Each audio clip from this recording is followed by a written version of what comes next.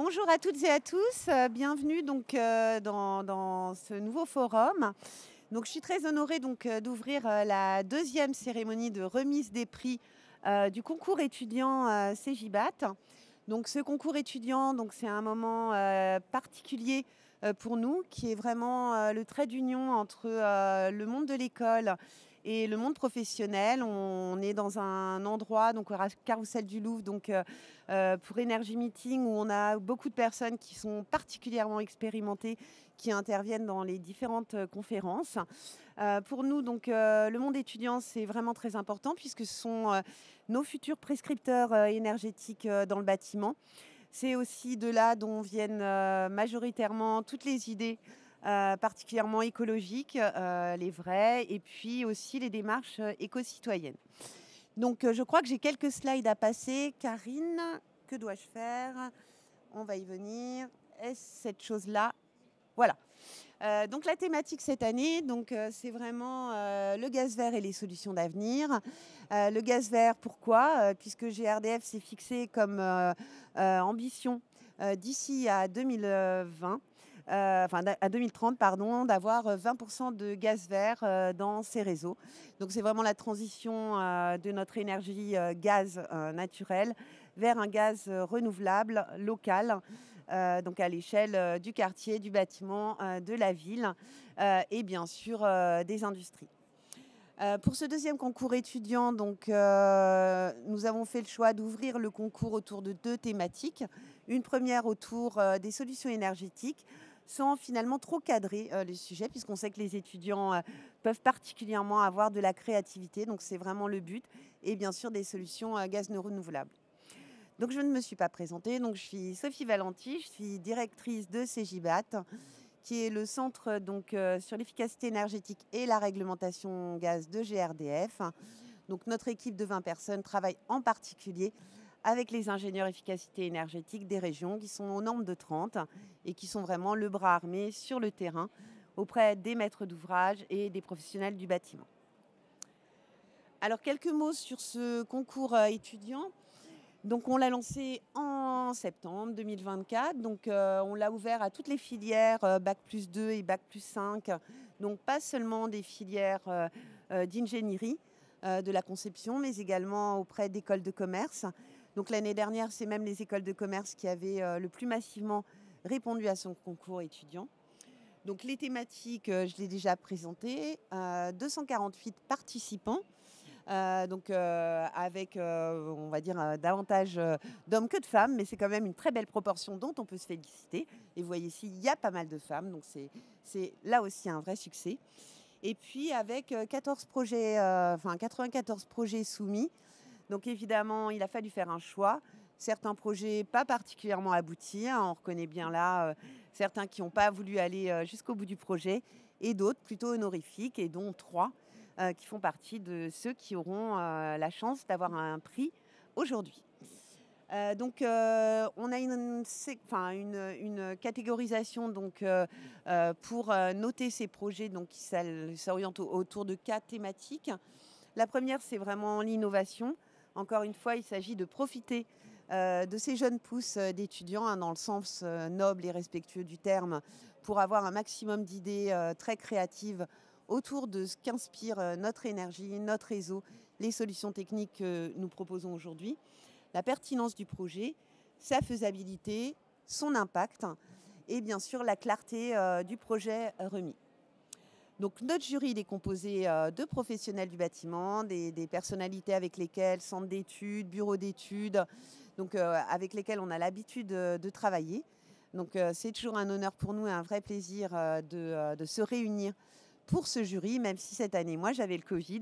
Donc je n'ai pas pu participer au jury, mais au moins je ne l'ai pas le jour de la remise des prix. Donc je vous propose qu'on continue. Voilà, je présente les 3 projets. Donc les 3 projets. Donc le premier, donc c'est CH4. Vous verrez que l'université de La Rochelle est encore massivement représentée. Donc déjà l'année dernière, donc c'est une école avec laquelle on travaille depuis de nombreuses années et qui, je dirais, a le projet régulièrement de refondre son école, son système de chauffage, tous les systèmes d'efficacité énergétique. Donc c'est le cobaye, cette université. J'espère que vous passez à la réalisation quand même. Donc deux projets. Donc le premier CH4, donc on va parler d'un simulateur gaz vert. Donc là on est plutôt dans un environnement digital, donc il y a un levier de sensibilisation finalement avec une approche très éco-citoyenne pour pouvoir sensibiliser les habitants, l'école, des hôtels, des restaurants, enfin différentes parties prenantes donc, sur un changement d'énergie et passer finalement du gaz naturel en ce qui concerne l'énergie gaz vers un gaz renouvelable. Donc c'est vraiment la réalité finalement augmentée de notre belle énergie. Un deuxième projet, donc Econnect. Donc là, cette fois, c'est l'Université de Marseille. Donc vous verrez, donc ce projet, c'est vraiment sur un bus itinérant au bio-GNV. Donc vous savez que le gaz renouvelable, c'est aussi la mobilité, donc qui présente différents atouts par rapport à d'autres carburants. Et donc, pour aller à la rencontre finalement, là aussi, des citoyens. Donc, vous voyez, là aussi, il y a une volonté de sensibiliser les habitants, les citoyens, les touristes, les visiteurs, en fait, avec plusieurs activités qui sont proposées. Et puis enfin, Green Innovator. Donc là, c'est de nouveau notre université de La Rochelle, cette fois avec un gaz hydrogène solaire. Et donc là, c'est plutôt tourné solution cette fois, solution d'avenir, de chauffage et d'eau chaude pour alimenter finalement un bâtiment.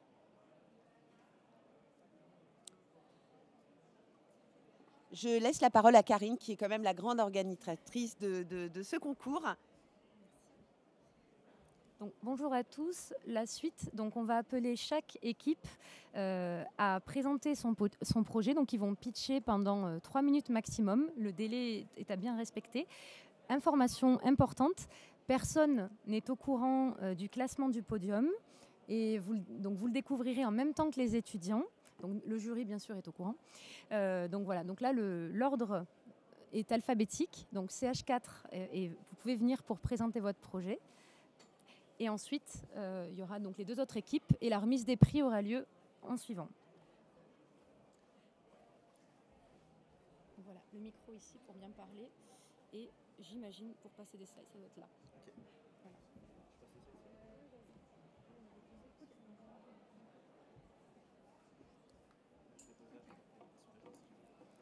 Ok.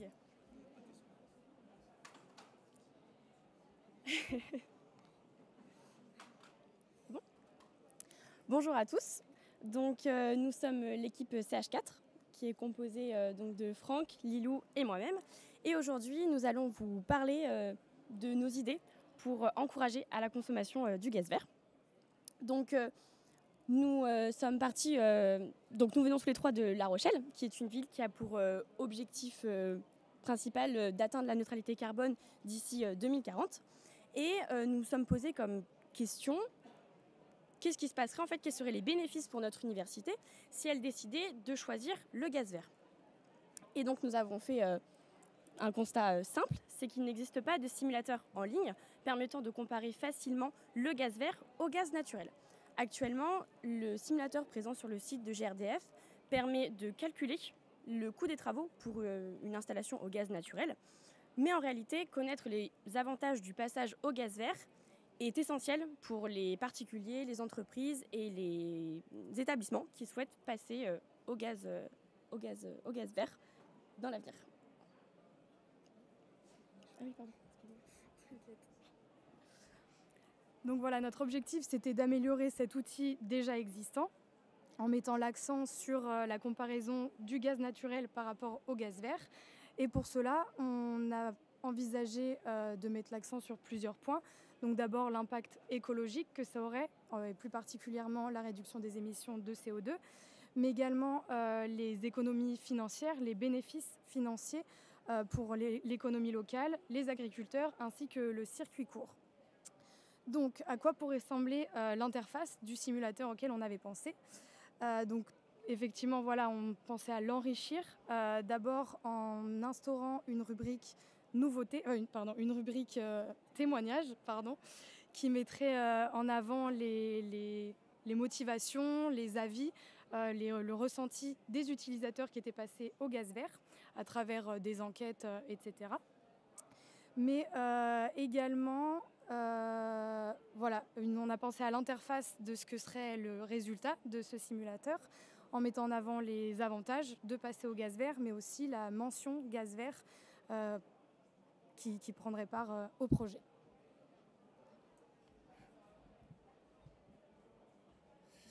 Du coup, comme dit précédemment, nous souhaitons étendre les applications de la mention gaz vert, donc en premier lieu au simulateur, mais également aux offres de souscription en ligne par exemple, l'afficher sur les contrats et sur les établissements qui utilisent le gaz vert. Et pour encore plus renforcer cette mention, on souhaiterait l'associer à une identité influente qui communiquerait sur ses avantages et en parlerait à son réseau pour pouvoir promouvoir le gaz vert. Pour ce qui est de l'impact, il dépendra de la visibilité du site de GRDF, que l'on a estimé à 150 000 visiteurs par mois. Et également, si on ajoute à ça le réseau de l'entité, on peut alors toucher des millions de personnes et ainsi initier un changement vers un gaz plus propre. Le développement se fera idéalement lors d'un projet universitaire. Si ce n'est pas le cas, une entreprise externe pourra très bien développer notre simulateur on a estimé à 2 jours de travail, soit 1 500 €. Et ce coût est assez limité parce qu'on s'appuie sur une solution déjà existante en l'améliorant et ça permet de renforcer la viabilité de notre projet. Merci pour votre attention.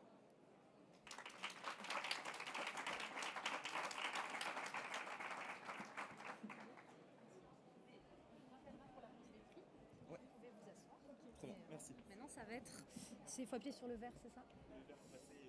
Parfait. Donc maintenant, j'appelle l'équipe Econnect pour présenter son projet en essayant de respecter le timing des 3 minutes. Voilà, pour passer et parler bien au micro. Merci. C'est le vert, au milieu. Bon courage.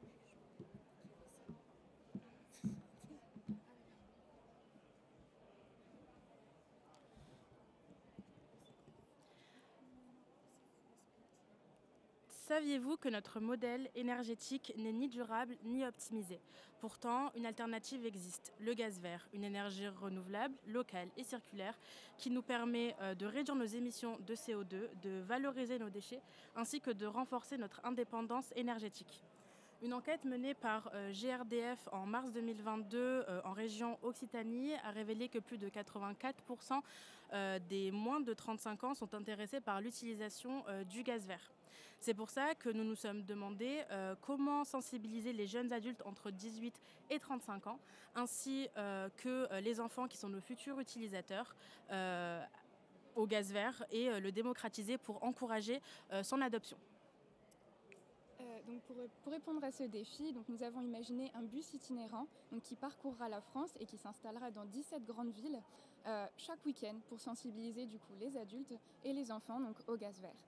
Donc en semaine, il pourra aussi faire halte dans des écoles, des zones rurales, et que ce soit sur une après-midi ou une journée en soi pour toucher le plus de monde possible. Donc cet itinéraire, il est basé sur la cartographie de l'implantation des sites d'injection de biométhane en service. Et donc à l'intérieur de ce bus, évidemment, il y aura des activités, des expériences immersives en réalité augmentée, pour visualiser notamment le cycle de vie du gaz vert et pour mieux comprendre ses enjeux écologiques. Donc dans ce bus, on aura également des ateliers interactifs et pédagogiques pour expliquer les bénéfices environnementaux, économiques et sociétaux aux utilisateurs. On aura également des ateliers manuels pour sensibiliser les enfants à l'écologie et aux enjeux environnementaux. On trouvera aussi un espace de jeux et de quiz pour réduire les préjugés sur le gaz vert et récompenser les participants avec des cadeaux éco-responsables. Donc ce bus, il va permettre ce bus va permettre donc de rendre concret un sujet qui est très complexe et d'engager directement le public. Donc d'une part par les choix de lieux stratégiques comme les événements locaux, les écoles ou les espaces publics, donc en proposant des activités adaptées à tous les âges. Et il s'appuie également donc sur des partenariats qui sont solides et une logistique bien pensée afin d'optimiser les coûts et de maximiser la portée du message. Pour faire connaître notre bus, nous allons mettre en place des affiches et panneaux publicitaires, des brochures et des flyers. Il y aura des posts sur les réseaux sociaux en fonction de la cible, des partenariats avec des influenceurs engagés et enfin un partenariat avec MyAtlas pour poster des photos et articles sur le moment sur un carnet de voyage digital. Le gaz vert, c'est une solution concrète, locale et durable, mais reste encore trop peu connue. Et c'est pour ça que nous allons aller directement à la rencontre du public pour maximiser du coup la portée et engager tout le monde pour rendre ce projet plus accessible. Merci beaucoup.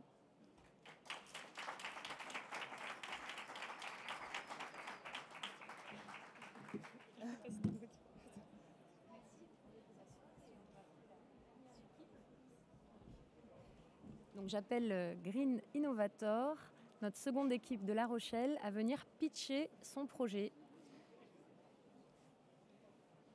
Donc pour passer, il faut appuyer sur le bouton vert. D'accord. Je peux voir comment c'est comment passer, il faut mettre les boutons verts. Ok. Et pour venir, ok, ça marche. Tu peux venir ici s'il te plaît? Vous pouvez venir là-dedans ici? Comme ça je peux voir. Toi aussi? Là? Ok, ah c'est bon.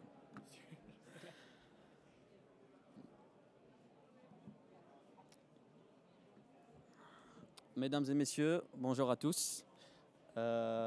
Nous sommes Green Innovators et aujourd'hui nous allons vous parler de notre système innovant gaz hydrogène solaire dans le cadre du thème Solutions d'avenir de la deuxième édition de concours CIGIBAT GRDF.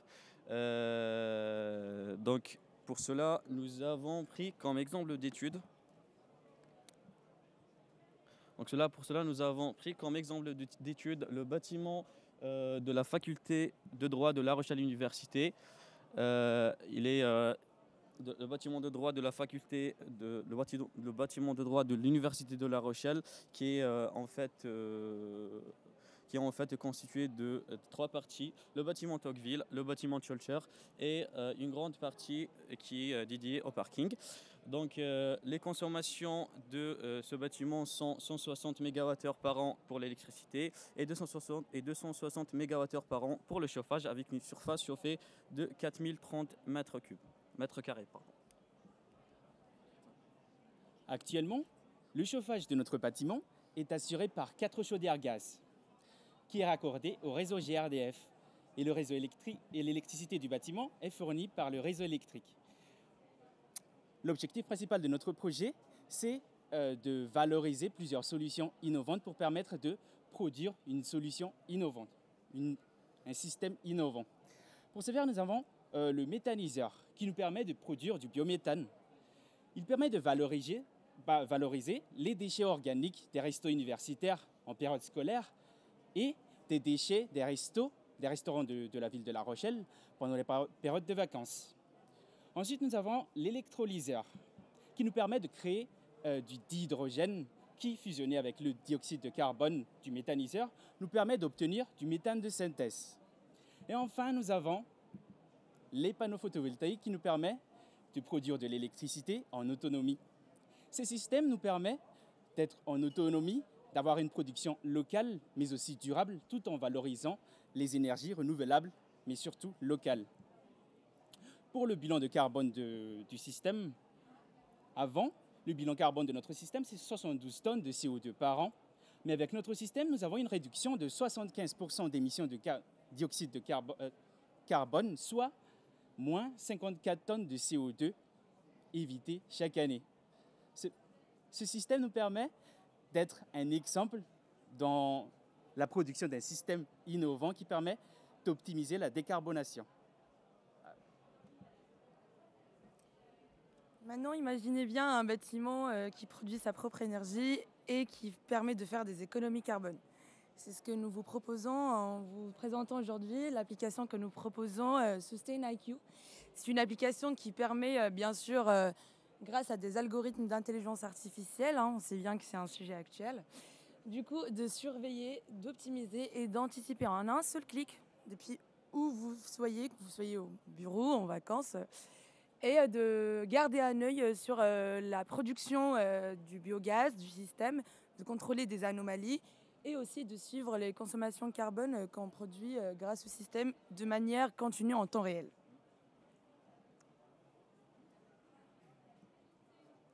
Et ce n'est pas tout.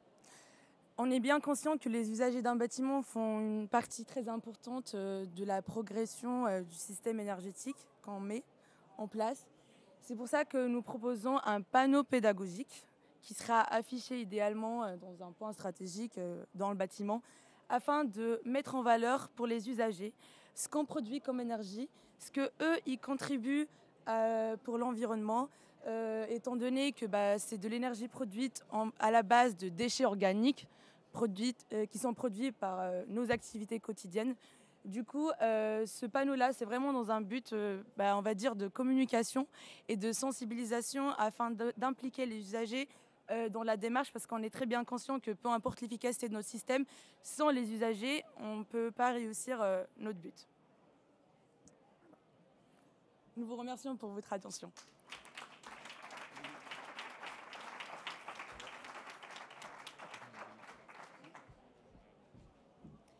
Donc merci à nos étudiants d'avoir joué le jeu du pitch. Petite animation.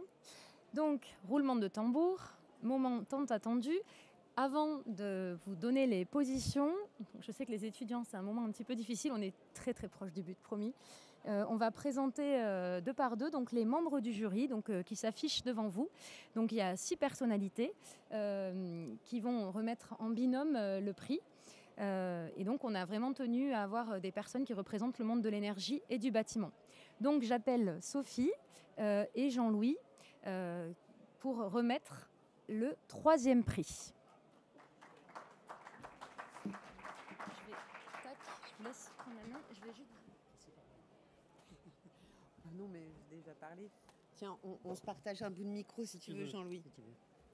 Alors déjà, tu peux te présenter parce que moi, je me suis déjà présentée. Alors moi, je suis le délégué général d'Hydrotis, qui est une association d'industriels du bâtiment qui sont complémentaires. Il y a 12 industriels qui mutualisent leurs moyens humains et financiers pour mieux travailler auprès de tous les prescripteurs du bâtiment. Voilà. Par ailleurs, je suis Rochelet. Et donc, on a fait un camion, on a optimisé les déplacements pour minimiser la pollution. Alors donc nous avons l'honneur de remettre le 3e prix à l'équipe CH4 de l'Université de La Rochelle.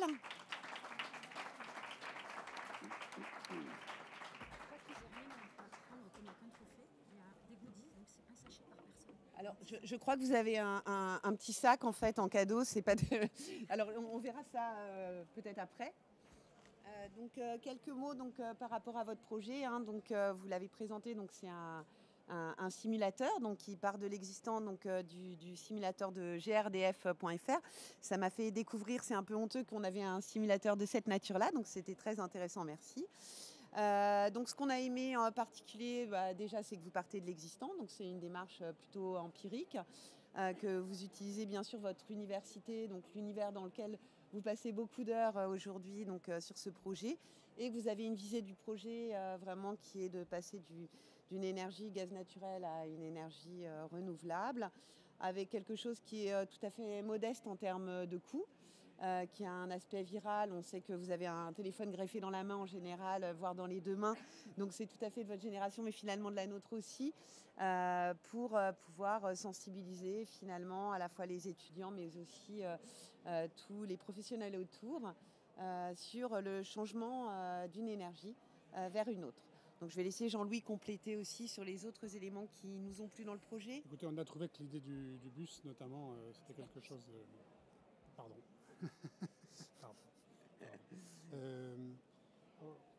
La méthanisation bien, simplement des réserves que nous on a émises sur la localisation des méthaniseurs, parce qu'on ne peut pas en mettre partout. Donc il faut faire attention à, si je peux me permettre. C'est pas le bon projet, c'est pas le bon projet. Sur un plan général, il faut faire attention entre la philosophie globale qui peut être très positive et puis la faisabilité. Il faut être toujours attentif à ça parce que sur le papier on peut tout faire, mais si on vous a choisi, c'est qu'on a trouvé que c'était très sympa. Bravo. Donc vraiment merci, on est ravis. Encore merci à l'Université de La Rochelle vraiment pour les responsables pédagogiques et je citerai Clément notamment qui est particulièrement investi, donc qui est ingénieur efficacité énergétique en région. Donc ça fait un très bon lien. Encore une fois, voilà, entre le monde réel et nos projets, hein, nos ambitions chez GRDF. Donc jusqu'à présent, c'est vrai qu'on s'attelait principalement aux écoles de commerce, aux universités. Donc on a la chance d'avoir Philippe Schoenberg ici. Aujourd'hui, on a des projets aussi de regarder plutôt du côté, pourquoi pas, des CFA, finalement, d'écoles qui préparent nos futurs plombiers chauffagistes ou des gens qui sont vraiment finalement des maîtrises d'œuvre techniques, plus directement donc exposés à l'installation, au choix et à la préconisation de solutions énergétiques chez le client. Donc peut-être qu'on pourra étendre ce concours étudiant à d'autres écoles. En tout cas, bravo à tous les trois. Je sais, on va faire des photos après, je pense. Et je crois que là, je vous remets rien, ce sera après aussi. Donc en tout cas, bravo.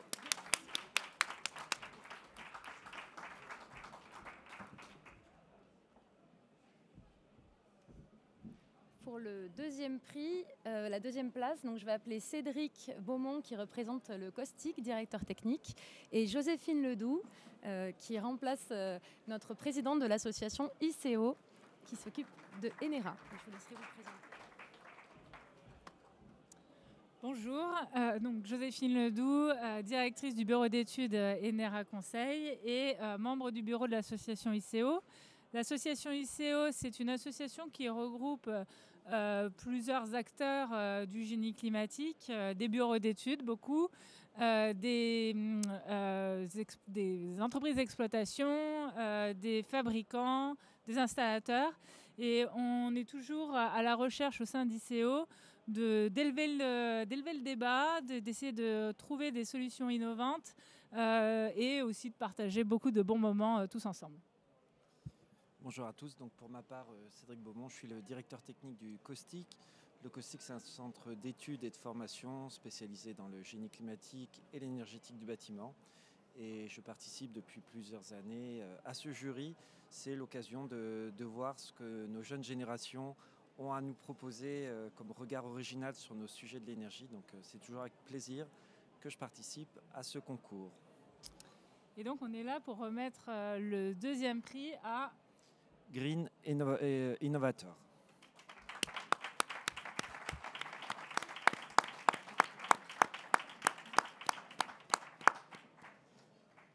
Donc, bravo pour ce projet.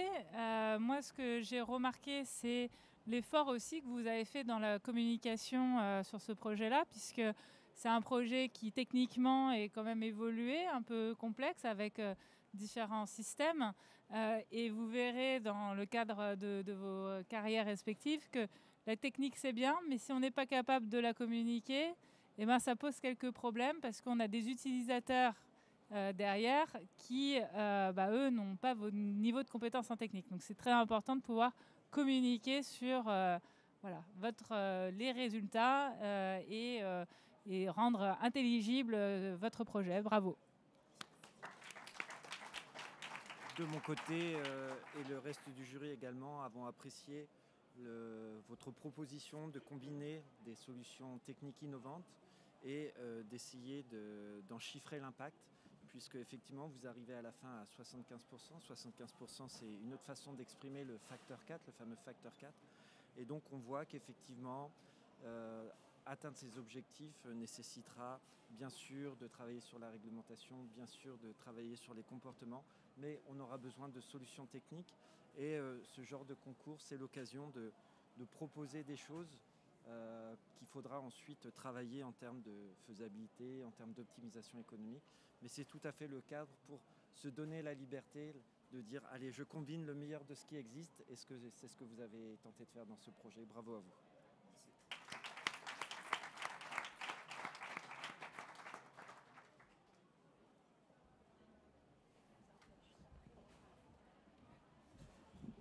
Donc, il y a moins de suspense, mais donc pour donner le premier prix, je vais donc appeler Jean-Charles Collaroy, président de Coenov, et Solène Duprat, qui s'occupe du bureau d'études Scoping Engineering. Voilà, je vous laisse.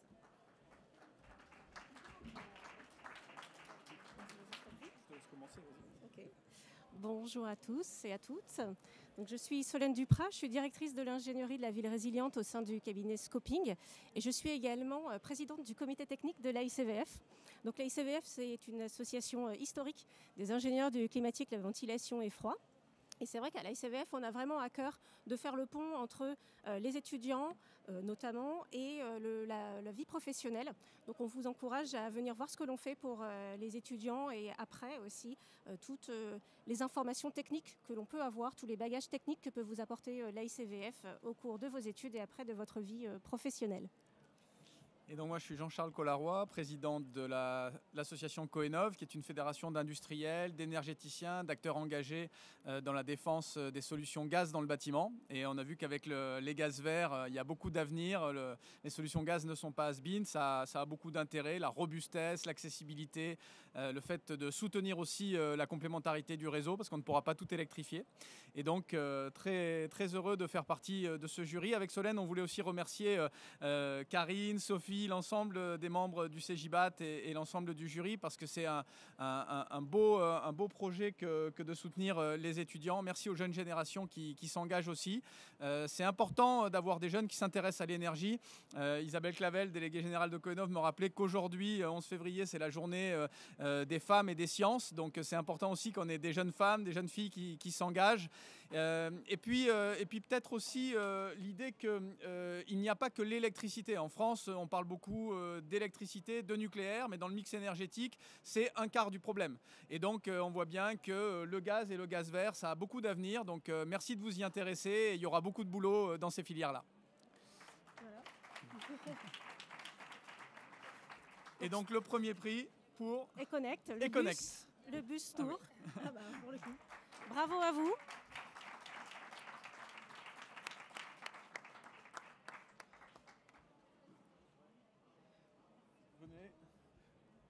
On vous remet le Bravo. prix. Voilà. Bravo à vous. Bien. Ok. Ouais. On va faire un petit mot quand même. Oui.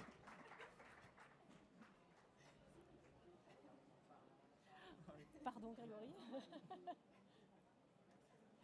Alors, on voulait vous remercier, vous féliciter pour la qualité de votre projet, de ce que vous nous avez présenté.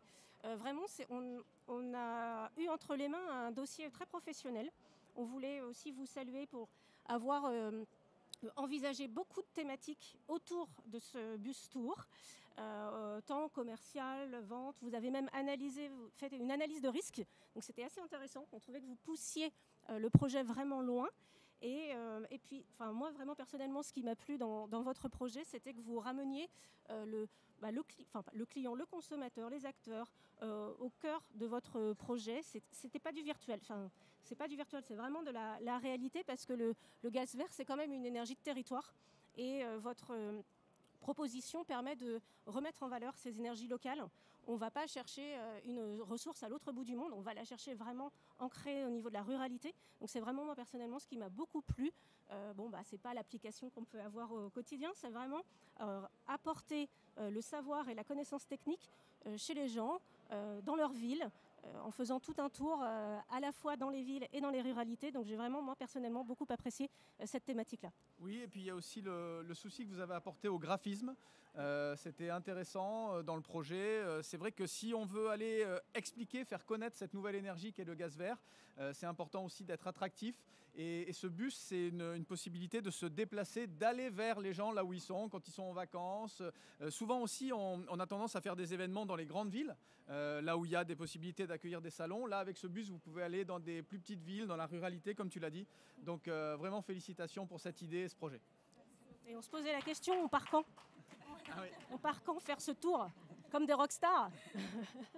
Bravo. Bravo.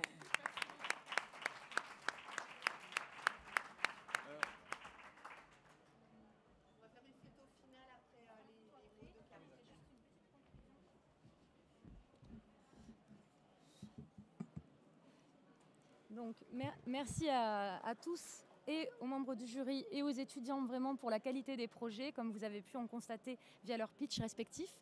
Donc moi, effectivement, je ne me suis pas présentée, donc je suis Karine Serelli, je m'occupe des partenariats de la filière et je m'occupe aussi du pilotage d'intervention auprès des établissements scolaires pour GRDF et CJBAT. À ce titre, promis, c'est très court, une seule slide pour vous présenter l'accompagnement. Vous avez compris, pour GRDF et CJBAT, c'est important d'aller voir cette jeunesse. Et donc, on va intervenir pour parler de plusieurs sujets. À la fois, on va leur parler de techniques, gaz, de biométhane. On va casser les idées reçues. Mais aussi, on est aussi là pour parler de la chaîne gazière et de leur montrer les perspectives d'avenir et des métiers qu'il va y avoir et qu'il y a déjà, puisqu'on a des objectifs ambitieux et réalisables sur le biométhane. Et pour ça, on aura besoin de recruter. Donc n'hésitez pas à aller consulter les liens. En termes de nouveautés, depuis l'année dernière, on a eu la création d'une page internet dédiée aux étudiants et aux responsables pédagogiques sur le site CJBAT. Le lien est là, mais sinon sur le site CJBAT qui est très bien référencé, vous le trouvez. L'objectif est de trouver toutes les informations en lien avec les établissements scolaires sur une page unique. Simplicité en un clic. Et enfin, on est aussi le lien avec le monde de l'entreprise parce qu'on est conscient qu'en tant qu'étudiant ou responsable pédagogique, on n'a pas forcément la vision nette sur le monde entrepreneurial. Et donc, on est un petit peu là en guise de mentor, pas pour l'équipe, mais pour les étudiants et pour les classes, via LinkedIn ou autre. Et donc, on est très présent sur les réseaux sociaux, moi individuellement, mais également CJBAT, pour les aider dans leur recherche de stage, d'alternance ou répondre à des questions.